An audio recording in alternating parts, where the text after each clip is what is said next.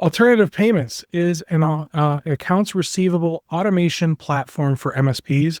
That's a lot of big words, right? So let me simplify it because I like simple. We give MSPs a payment portal that your customers can use to view and pay invoices. You or they can also set up auto pay so that you can get paid on the due date, or maybe even before the due date. Who knows? When we look at data in our platform, MSPs that have payment clients that pay by check are getting paid on average 34 days after the invoice is sent out. We help MSPs get paid on average in 6 days after the invoice is sent out when their clients pay using Alternative Payments platform. If you currently wish you got paid faster, or maybe you just feel stressed out about getting paid in general from your clients, please let me know. We can help. With that, Paul, can you tell us a little bit about Red Earth? Yeah.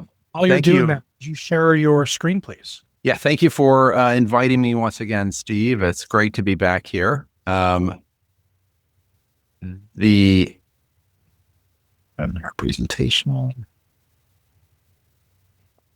This is what happens when I ask Paul to multitask. I'm sorry, guys. That didn't work? Yeah, I can do one thing at a time, guys.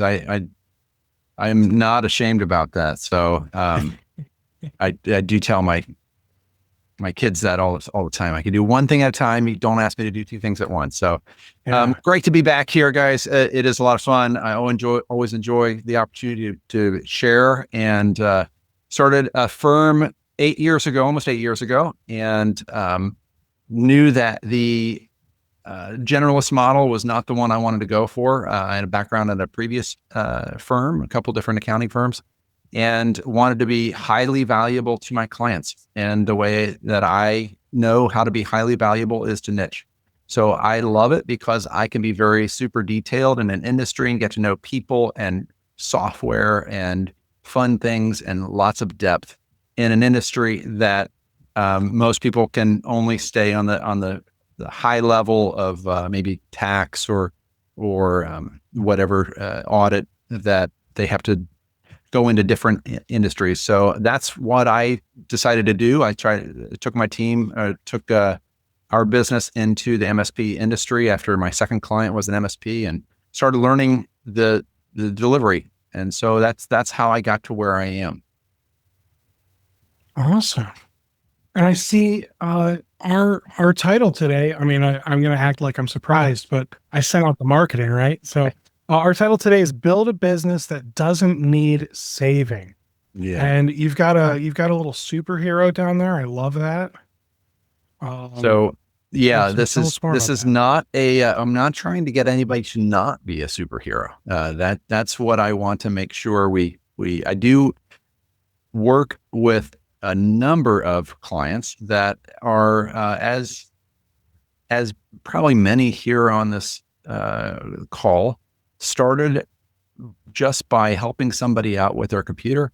And before they knew it, a company formed around them as they hired new people. And what they take these habits of the superhero mindset where they're going to dive into the problems, and they're called and the tickets raised when they have problems. So there's always a problem. There's always somebody who needs saving, and it's great. It's a great thing. It's a great thing to be able to help people.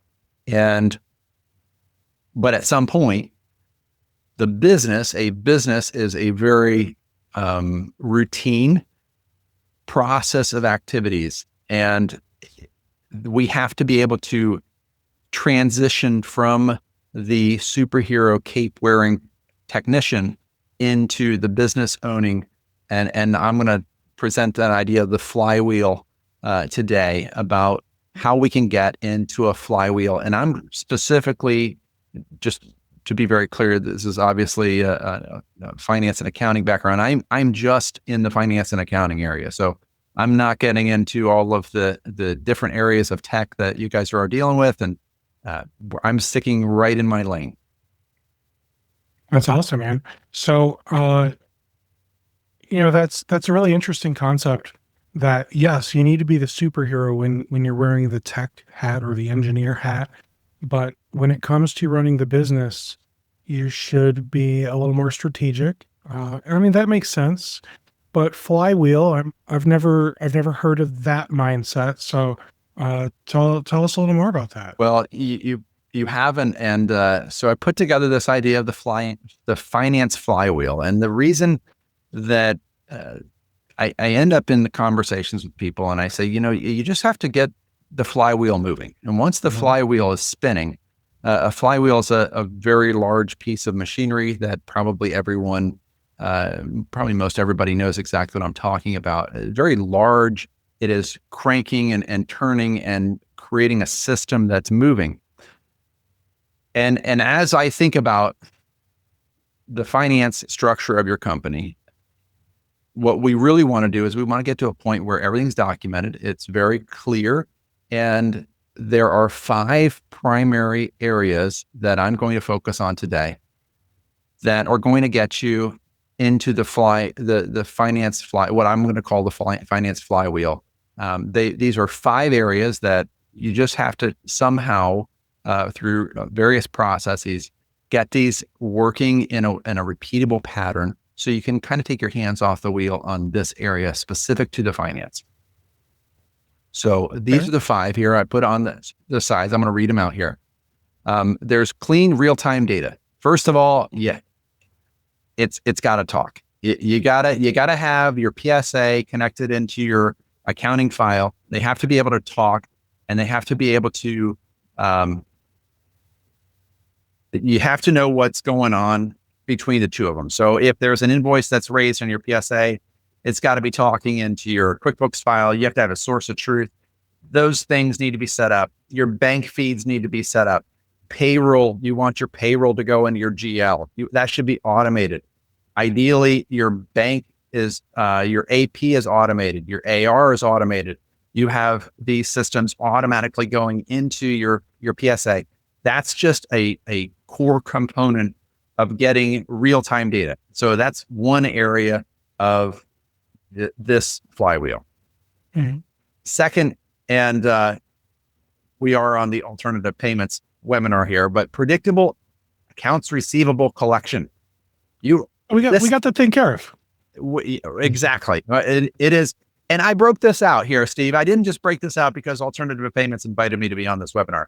I broke this out because when we work on AR, this is a specific area that is completely separate. You are asking people to pay your company money, and there's special set of attention and stress that is involved in getting invoices out. If you've ever gone through the monthly close and you have to have invoices reviewed before you send those out, we have everybody has stories here about this. They know the level of stress, which is not the level of stress or even AP or real-time data. The third one, I put two categories in one area, and there's a standardized chart of accounts and KPI dashboards. Now, they are interchanged. They're interrelated because you have to have the right data to get the right KPIs. And I'm using the term, this arbitrary word, the right, but there are people out there in the industry who have already done the hard work to standardize the chart of accounts, to understand how to communicate about your business, and it's already written. So I didn't do it. Somebody well before me who understands this has spent his entire career in this, has already organized this. And what it does is it gives people a common language. So in order to get to the KPI dashboards, just a dashboard of where your company is, you want to use a standardized language so that you're apples to apples communication. And when you say apples to apples, are you saying like comparing our MSP to another MSP? Because if we're all using the same standardized chart of accounts, that we can all set up the same KPI dashboards because it's just all going to fall into place kind of thing? Yeah, I'd love for things to fall into place a little more often. But yeah, I think most people here would love things to fall into place. You are going to work towards a situation where when you click a button, all of the right information is at your fingertips without doing much work. And we have a client of ours that we're working with. They, just an example on this issue, we're putting together all of their financial reports in an Excel spreadsheet. Nothing wrong with Excel. I'm an accountant. I love Excel. And we were able to set up some dashboards with them using the same standardization, understood exactly what we were looking for. And just from a few processes, getting the software correct, I talked to the controller and they told me that they're going to save 4 hours a month from this process.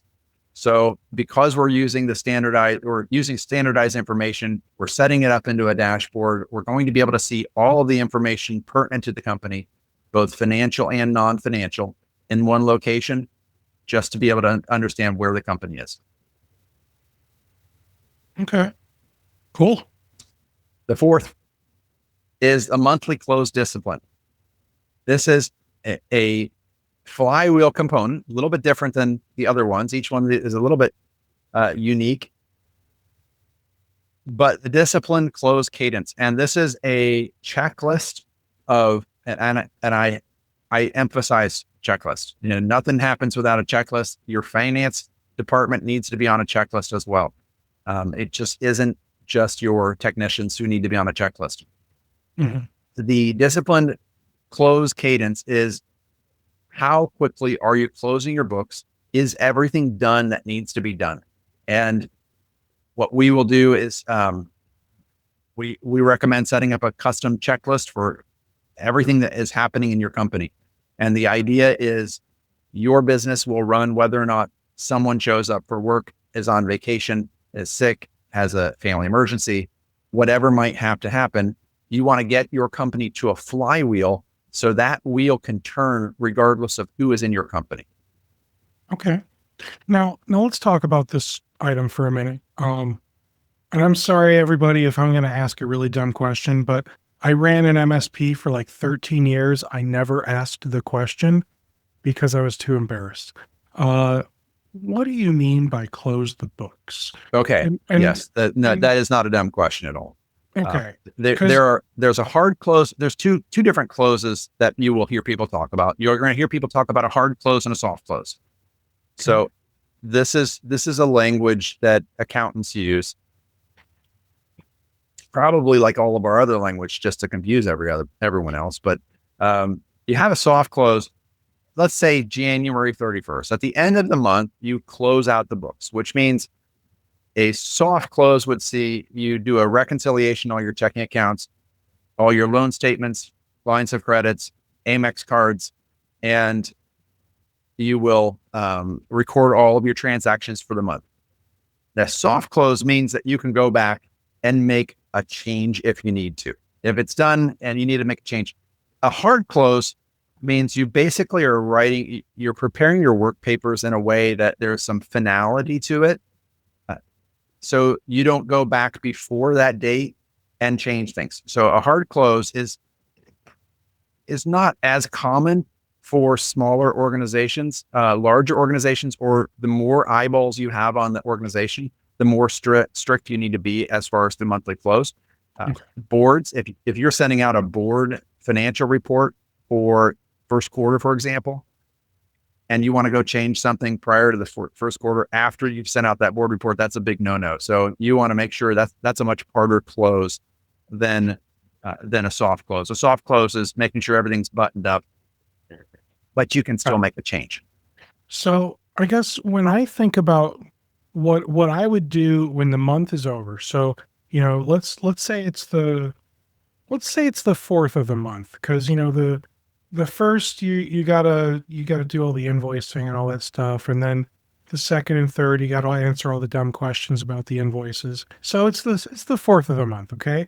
So that is when I would download my bank statements, open up QuickBooks online, and like reconcile my accounts. So there was the thing that I would do like every Friday where I would just go through and like match the online feed into things, but then I would go through and I would reconcile the bank account once a month. So are there more things to do besides that when it comes to that monthly close? Yes, there are. You're So saying I was doing it wrong? no, I'm saying not at all, not at all. We did put it's a little bit dated, but on our website, and I think you can drop that in there. We have a monthly close checklist. So if you are interested in it, we put this out in 2021 with, there can take a look at that. And it is a monthly close checklist that will give you at least a template for what we're looking at. This is broad ideas. If you're in 5 different states and you need to do 5 states tax returns, you're going to create that. You're going to create a custom checklist based on this. But we want to make sure that we are getting payroll in there. We're getting your loan statements, checking accounts, and then we are going to review your AR, review your AR, review your AP on a regular basis, making sure the credits get to where they are and your books are tied out. So we want to be to the point where we can set a closing date password. We want to stop people from making changes prior to that month when you close it out. Mhm. And we want to move forward. And we don't want anybody dabbling in the file before that date. So, and I'm sorry, I'm probably derailing this with all my monthly close questions. Guys, tell me to shut up if you need me to stop. Um, when you're closing out the books and you like you said, you close it out, you have a password, whatever, and you don't want to make any changes before a certain date. So like let's say I'm gonna close out June 2025. When do I close it out? Like, how long do I wait to close out the month? And then what do we consider changes? Because like, I did all my invoicing, I added all my purchase orders, all that stuff, but like the invoices might still need to get paid. So is paying an invoice considered a change, or is that considered a new entry because you're technically creating a new payment and it just happens to apply to an older invoice? Well, those are very applicable to exactly what we're talking about, Steve. So I don't, um, the, when you are closing it out and you would have an additional way of, so if you have an invoice date in 1 month and then you pay it in the next month, the date that you pay it is the date that's recorded. It wouldn't impact the invoice date unless you went back and changed the invoice date for some reason. Okay. But yeah, you wouldn't have any trouble. But this is the big picture of, let's close things down, let's lock it up, and let's move forward as an organization. Your monthly close question is a great question. I talk to people all the time, and it really comes down to what level of what are your expectations? We like to have everything closed out by the 15th of the month. I have met companies that do it by the 5th day, and I've heard people who didn't want it to wait that long. I think you run into some challenges with some bank statements sometimes. Some banks are a little slower than others. Mhm. And obviously the credit card, if you have, not obvious, but if you have expense reimbursements that certain employees are making their charge on their credit card and not getting those to you, turning it around in 2 days is pretty aggressive. But somewhere between 5 and 20, I would say is pretty normal. And when you close out a month, is it like per account? So like you might have your bank account, but then you've got credit cards as well, for example. So you wouldn't be closing out the whole month of June. You're just closing out the month of June for like your Chase bank account. No, I would close out the books for anything on the balance sheet needs to be tied out. Okay. That's so anything on the balance sheet, and then I go to the profit and loss. I'm taking a look at that. And really, if you're wondering, if you're trailing off right now and you're like, I signed up to listen to an accountant talk about accounting. That's I'm sorry, on you, I'm by the way. That's fascinated good by this. marketing. If Steve got you to come here, that's good marketing. But here's what my point is. And the reason I use this flywheel here is if you're finding that this is a little bit dry and a little bit boring, that's a great compliment because your accounting should be boring. That's what we want. I've joked, and please don't take it the wrong way, but I've joked that I want to make accounting boring again. And that's the goal. Like, let's get it to a flywheel where you're not thinking about it. And there is a different part of your brain so there's an amygdala, and the amygdala, when you have a stressful situation, which many people do when it comes to money and when it comes to finances, it moves your brain, it triggers your amygdala, and your amygdala does not make good decisions. So when you have a triggered amygdala, you make poor decisions. But when you put something in a routine area that is a recurring calendar invite or a recurring meeting, you are strategically moving that out of your amygdala and into a different area of your brain. You're much clearer in thought. You can understand how things need to happen. You're not surprised by anything. And so what we really want to do, this flywheel concept, is moving money specifically, just think of what happens when you get an IRS notice and the panic that ensues from that. We want to get as far away from the amygdala as possible so that you can run a good company. Right. I don't have any more closing questions. Yeah. Okay. So let's do number 5 then. And then I can go through some specifics on what this looks like. Forward-looking planning. I think this receives its own area on the flywheel because there's so much interest in this, and budgeting, forecasting. I want to pick up this client. Do I have enough? Do I have the resources, the human resources? When am I going to hire someone? Scenario planning. This is where, if you say, I want a CFO, but you haven't done the other 4, if you haven't gotten the layered foundation of your company to work, you really can't add this next one on the forward-looking planning. So this is a fun one and everyone loves it, and you get to play with really cool technology. But if you haven't done the other things, it doesn't really make a lot. It doesn't really help you a whole lot. That's fair.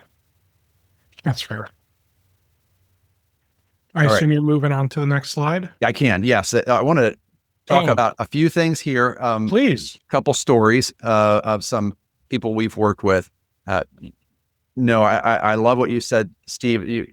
Just to reiterate we didn't plan this out, but as far as the day sales outstanding with alternative payments, did you say 5 days or 6 days?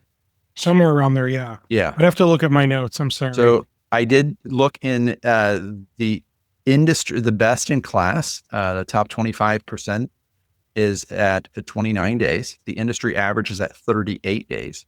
And one of our clients, we've been working with them, and they're at 9 days. So maybe have a little bit of work to go to get where you guys are.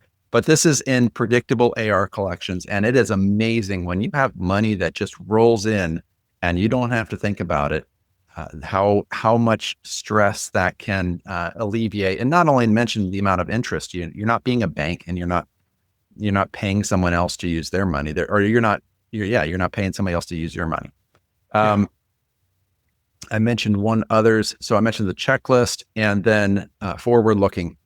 Once you get it corrected and you understand all the other areas, you can make sensible decisions. And there are points where you can see what's coming because you have all the other information. A client of ours was able to make some.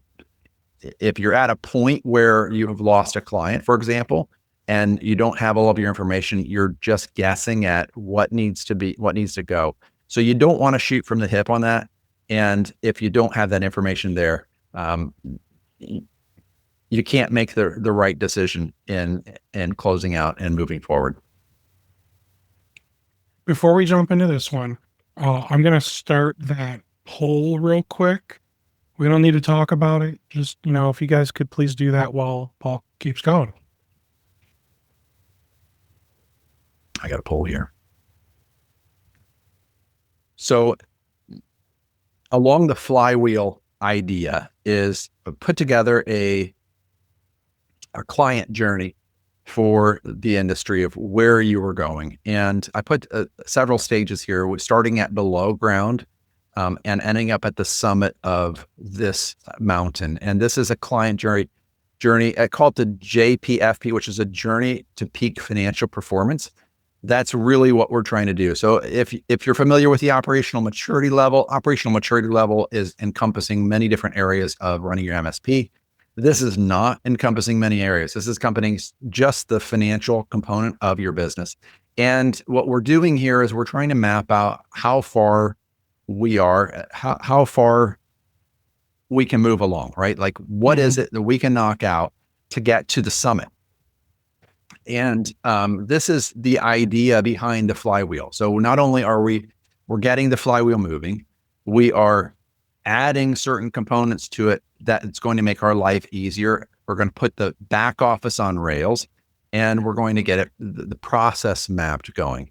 One of the things that I kind of joke about with some MSPs is they're great at process mapping, at figuring out their clients' information when it comes to technology.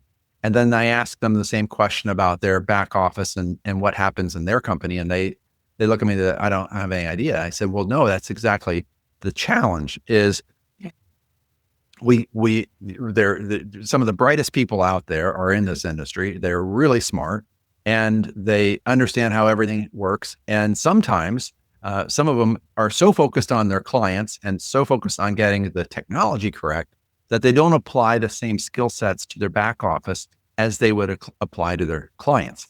And this is as common as anything. It's the cobbler's kids who go shoeless. That's really what we're talking about. And we're talking about applying the same level of care and concern for your own internal systems when we're talking about just the financial systems as you are to the technology systems. So first, I know you gave some resources. Is this that one? Yes. Okay. So good. And thank you for bringing that up, Steve. We put together an assessment, so you can go through and you can go to our website, or actually, I think you're going to drop it in there. It's an assessment to walk you through some of the questions that we ask and that we look for to help our clients identify maybe some areas that we have some improvements on, see where we're doing really well. And there is an assessment. I think it takes about 10 minutes, but it will help you just kind of identify some areas that may be of interest and really kind of sharpen the sword on that. But it's the Journey to Peak Financial Performance Assessment. But it takes about 10 minutes and it can give you a report on where you are. Yeah. So I don't know how this looks on the participant attendee side of things. So I'm sorry, guys. I think there might be a little pop-up thing above resources that says financial scorecard. And then you can click on the resources button down below. And if you're interested in checking that out, you can do that. And Paul, can I say, I love how you've kind of like incorporated this, mountain climbing, Red Earth kind into everything that you do. Thank you. I love it. Actually, there are some really talented people I work around and who are much better at graphic design than I am. And I love to work with them. So, but this really is the summit. We looked at what we're really trying to do, and everybody out here is trying to build a business and they're hanging in there and they're thinking about climbing the proverbial mountain. And we want to figure out how we can help our clients climb the proverbial mountain. And we want to get to the summit. Now, what does that mean? If you go to our website, this is a page on our website, I think under your journey or the journey tab. And each one of these stages has some characteristics, if you will, about where that is. And that's just kind of a litmus test to say, yes, I'm doing well on this one, but I'm not doing well on this one. Really thought hard about what below ground should be, because there are some clients out there, If you haven't filed an income tax return for several years, that is a below ground. We got to get that wrapped up. We can't get to where you need to be if things aren't being closed out on a monthly basis and we're not moving forward. So there are some people out there on below ground, and we're just trying to get those guys. We're moving along. There's no judgment here. Working from below ground to base camp, and we really love to see when our clients have some success. So we use the assessment as people go in and they chart it out and they figure out where they are, just to say, yeah, we've made some progress in this. We don't have to have a journal entry sent by the accountant over to the bookkeeper to enter into the QuickBooks file on a manually on a maybe semi-week, twice monthly or maybe weekly or whatever it is. Those are automated, and we can see that show up in the assessments as the client makes progress. Perfect. All right.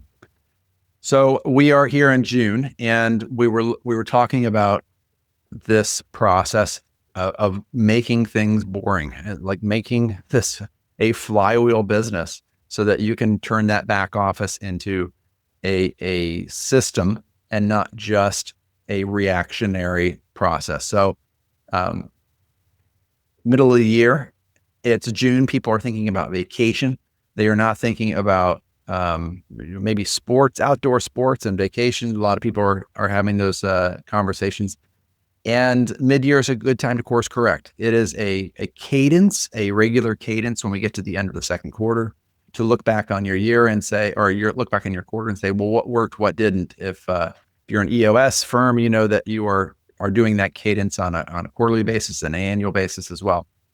A couple things that we look for and we advise about the year is if you're using a budget, just take a look at your budget. I mean, I've talked to clients and I've talked to people. I'm not naming any names, but some people put together a budget and don't ever look at it.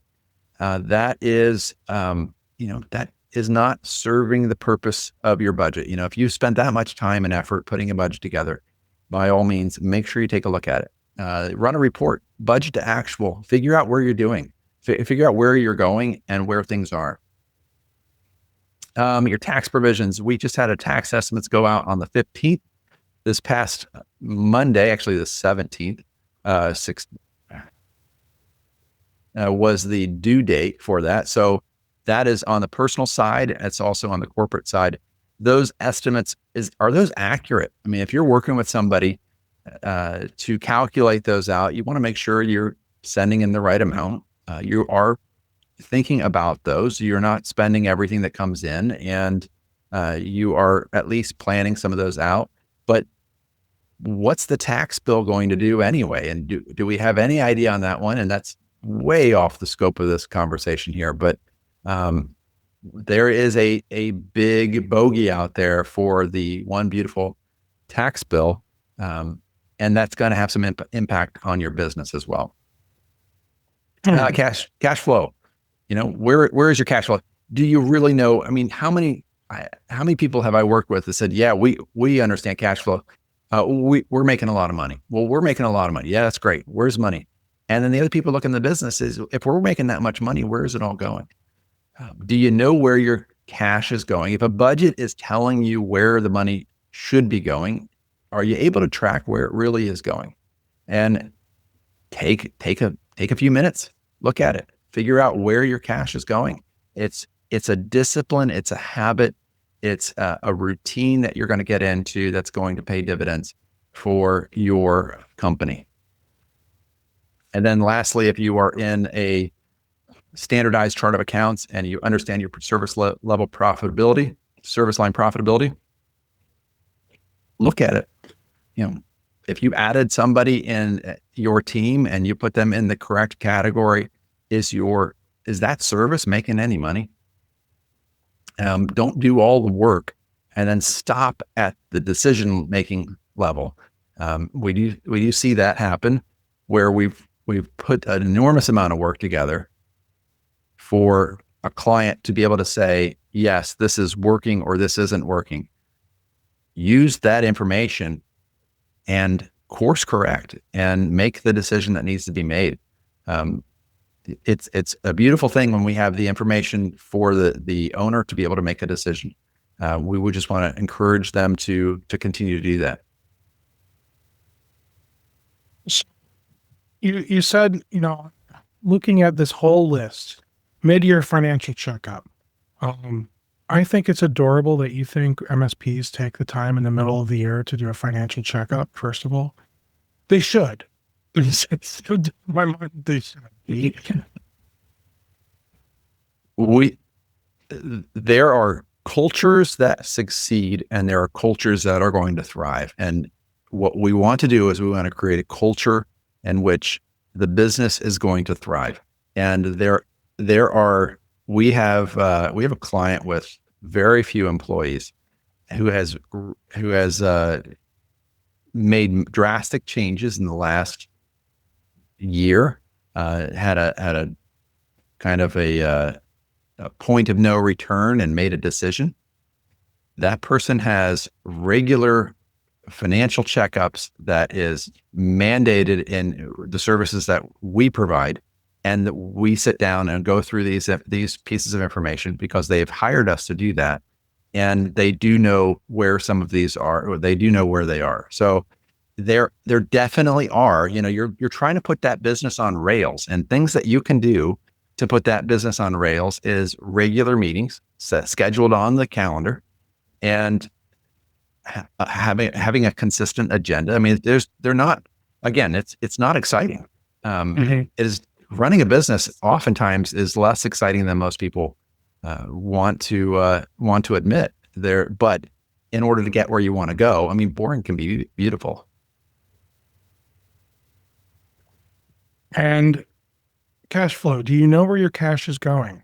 I mean, of course I do. I've logged everything in QuickBooks. Sure. It's all there. Sure. I mean, yeah.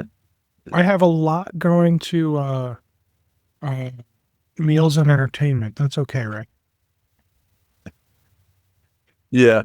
Well, I guess that's better than it going to office expenses when it really is entertainment. But hey, that's a different issue. I had a conversation with somebody just a couple weeks ago who said, I want my accountant to put together a profit and loss that also shows the cash flow.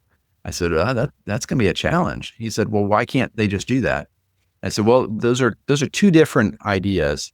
That you would have a profit and loss. Profit and loss is not designed to show the cash flow. I mean, I don't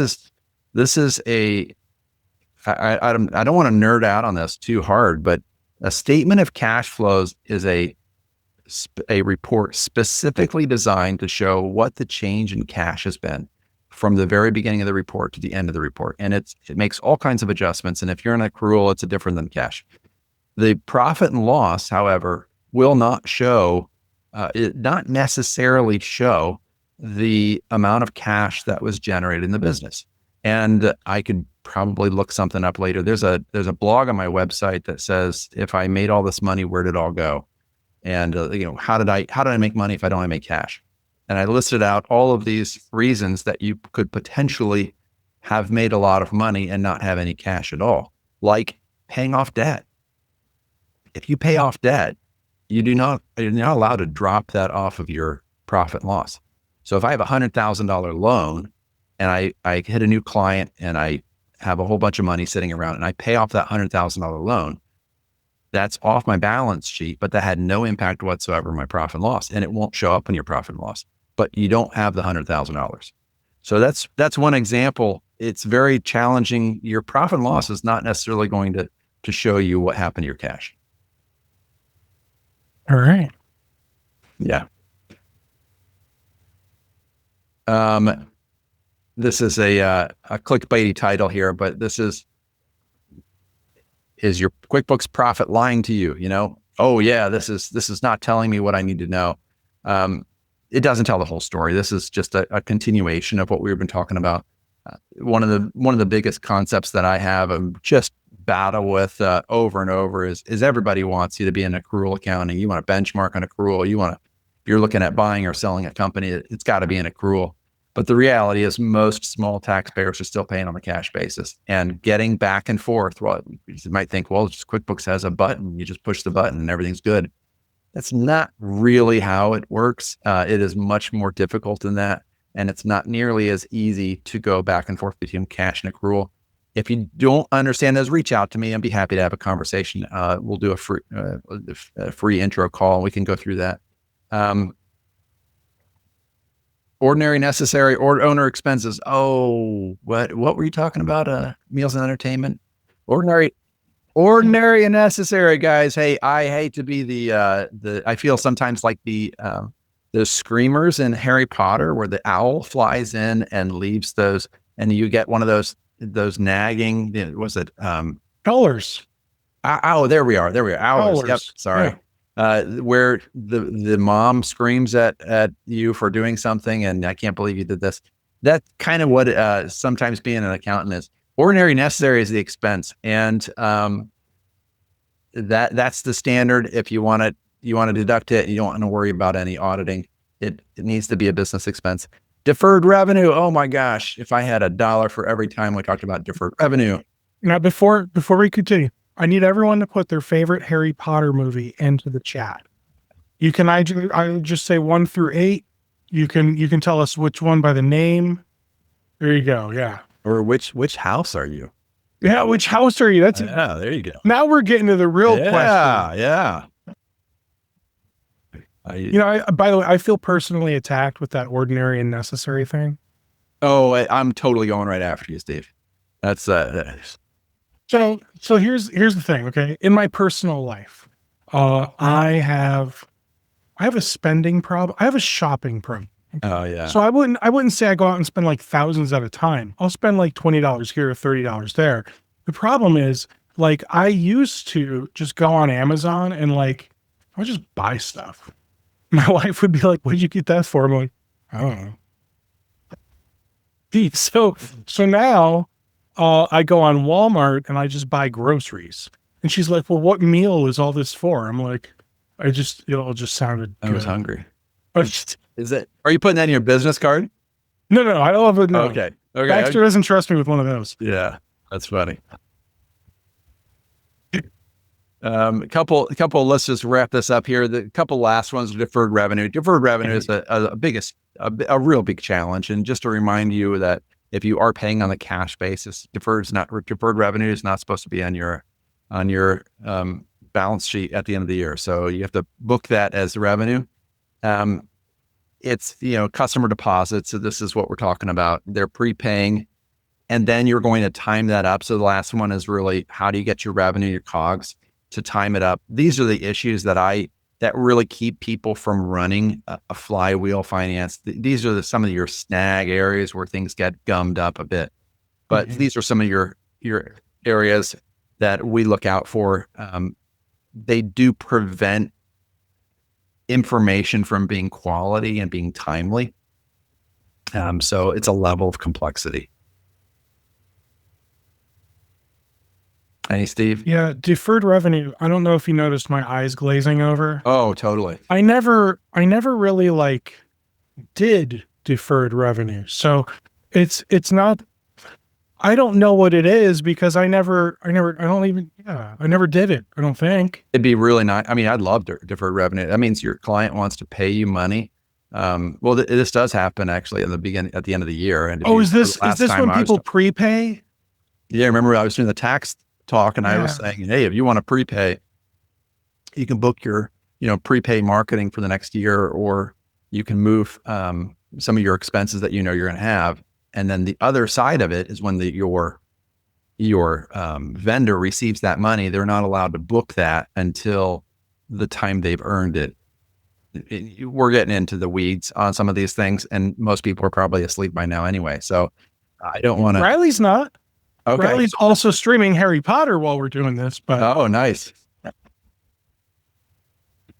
All right, so we've got one more resource that I didn't share, guys, and that is let me back that up. And so going back to the chart of accounts, I do talk with people quite often, And I remind, or I kind of inform them that there is a standard. If you are looking at, especially when you're going to buy or sell, you want to put your information in an apples to apples comparison. Again, all of the work has been done by people who've been in this industry for a long, spent their lifetime in this. It is called the Normalized Solution Provider Chart of Accounts. That is one of the, I think it's the best information out there. And they do the benchmarking for the industries. These are some service provider, Service Leadership, which is the company that does this, founded by Paul Dipple, if you're familiar with that. So they put together I was training our team on it. I said, we needed to have some way of training people. And I put together a 41 question assessment.